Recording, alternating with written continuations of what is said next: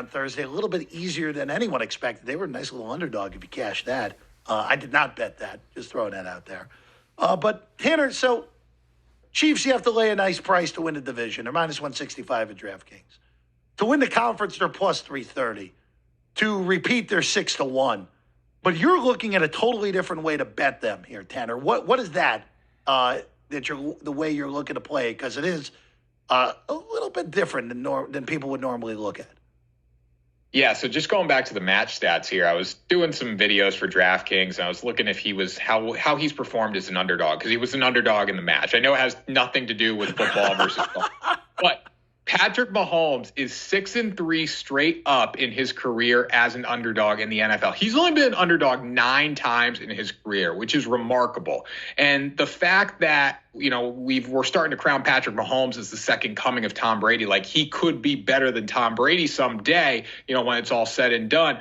I mean, we got to put a lot of respect on him. What did Tom Brady do in the NFL? He was consistently in the AFC Championship game year after year after year. And I think we're going to start to see this with Patrick Mahomes. We're going to say it's the Chiefs and everyone else. And I'm not saying the Kansas City Chiefs have the best team in football necessarily. In the Super Bowl last year, I bet on the Eagles. I said the Eagles are a better team. I know Patrick Mahomes is there, but he's hurt.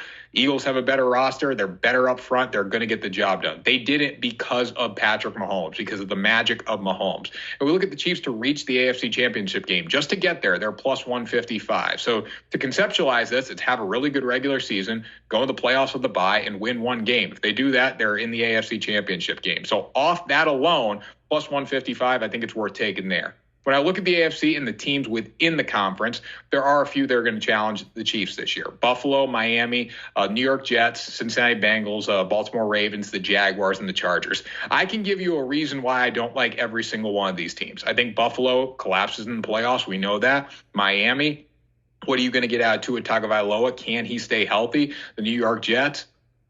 Jeff, I know it's your team. I don't want to be too hard on it, but they haven't proven themselves yet, right? We got to see how they click with Aaron Rodgers in there, the Cincinnati Bengals. Joe Burrow is going to be a challenge. But again, they could face the Kansas City Chiefs in the AFC Championship game. The Baltimore Ravens, I have no respect for Lamar Jackson anymore. He could have played for a team that had a chance to win the Super Bowl last year. Instead, he bowed out. He tried to get paid. Now that he gets paid, I still don't know if he wants to play football. The Jaguars are getting better and better. They would still be a touchdown underdog against the Kansas City Chiefs in the playoffs at Arrowhead. And then the Chargers, Brandon Staley scares me. Like, the man does so many stupid things. I can't trust this team in any way whatsoever. So for the Chiefs to reach the AFC Championship game at plus 155 with the magic Mahomes, it's hard to go against that for plus money. I think it's a nice little future bet. Hell, it could be a good parlay future bet as well. You could combine this with their over on their win total just to get a little more value. It's interesting in the AFC because just going through this, obviously all these teams at the top of the standings play each other. The Chiefs draw the AFC East as well.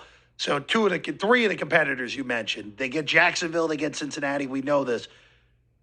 Week 2, the Chiefs play the Jaguars in week 2. That Cam Robinson news that came out kind of got swept away with all the other stuff that happened yesterday. Robinson getting a 4-game suspension for PEDs. That can sway stuff here because, look, Tanner, I think Jacksonville and Cincinnati are both alive. They get the 1 seed. And if one of those teams get the 1 seed, then Kansas City is not getting the 1 seed. So the path to get to the AFC title game gets ever so tighter for them.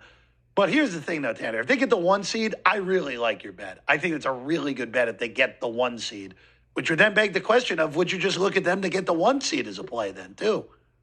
Yeah, that could be a play. Even if they get the 2 or the 3 seed, I don't mind it just because Mahomes has won the playoffs. He knows how to get the job done. This team's phenomenal behind him and Travis Kelce. You have one of the best coaches in the game, Andy Reid. You have a lot going for this team, and the fact that they've been there and done that just helps them so much. Like, the Jaguars haven't gotten over the hump yet. The Bengals have, but they haven't finished, right? And don't get me wrong, Joe Burrow is one of my favorite quarterbacks in the league, but when it comes down to it, when I'm looking from a betting perspective, I'm always going to lean towards Patrick Mahomes over every single other quarterback in the AFC just because he's that good. So I like them to be the 1 seed. I like them to make the AFC Championship game. I'm not saying they win the AFC or repeat as Super Bowl champion. That's why I'm going to be a little more cautious and just take them to get to the game.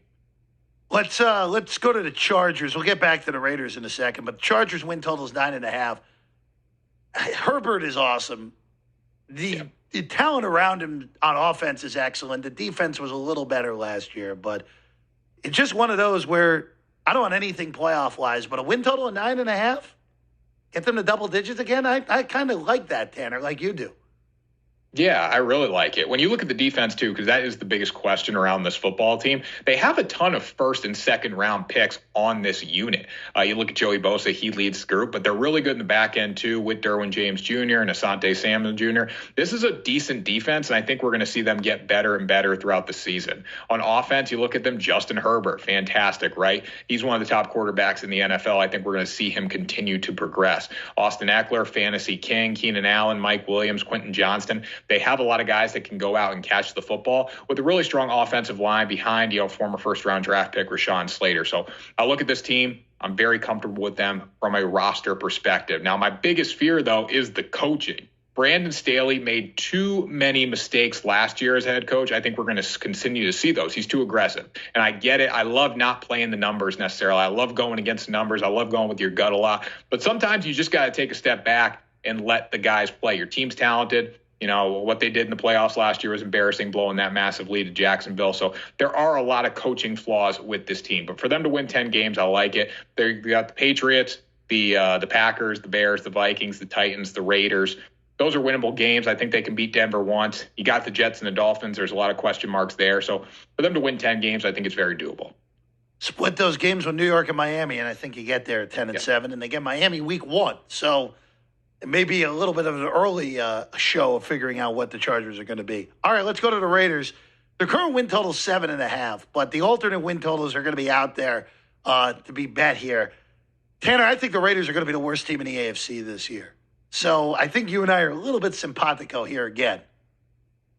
Yeah, I don't know if I'm going to say worst team in the AFC, but if Jimmy Garoppolo is the quarterback, let's just say he is. I don't mind this offense, but the defense is that bad. They were 5th most in yards allowed per game last season. They were 7th most in points. One of the worst defenses in the NFL. And I tried to go through, every time I bet a win total, I try to go through and I look at what are the winnable games for the team, right? I could say maybe the Broncos and the Chargers once each. Chargers slip up because of a Brandon Staley coaching move. The Broncos, we don't know how their offense is going to be. Possibly the Steelers, but Mike Tomlin's been over 500 every year of his career. The Packers, I don't think the Packers are going to be as bad as people think. The Patriots, I think they're going to be one of the most improved offenses, but I'll call that a winnable game. The Bears, Giants, and Vikings. Those are all winnable. They're not going to win every one of them. So it would take them close to winning every one of those games for them to hit their win total. I just don't see it here. I don't think Josh McDaniels is head coaching material. I think we'll see him as an OC in the near future because they're not going to get the job done this year. Yeah, just one of those where the Raiders lost a lot of close games last year. Some say, positive regression. No, I thought they lost the games last year because of the way that they were coached more than anything. If Garoppolo's not healthy, Brian Hoyer's the quarterback week 1. That's another good argument against the Raiders as well. All right, let's go to the last team, the Broncos. This is probably the most polarizing team in this division yet again. Sean Payton takes over.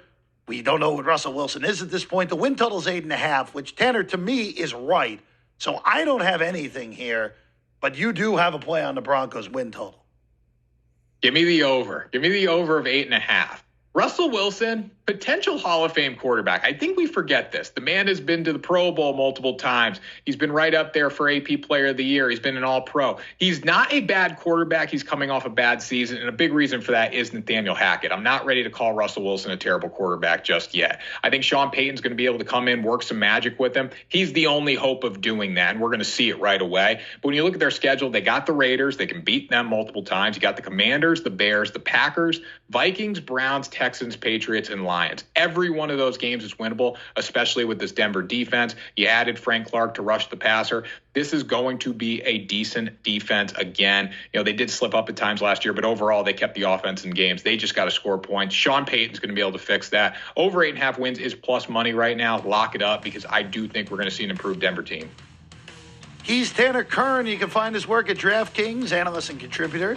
On the tweets at Tanner Kern _ Tanner, it's always a pleasure to catch up with you, man. We'll do it again next week. Yeah, thanks for having me, Jeff. Appreciate it. Absolutely. Tanner Kern, everyone. Coming up next, Colby Dant joins us and talk some college football on the other side.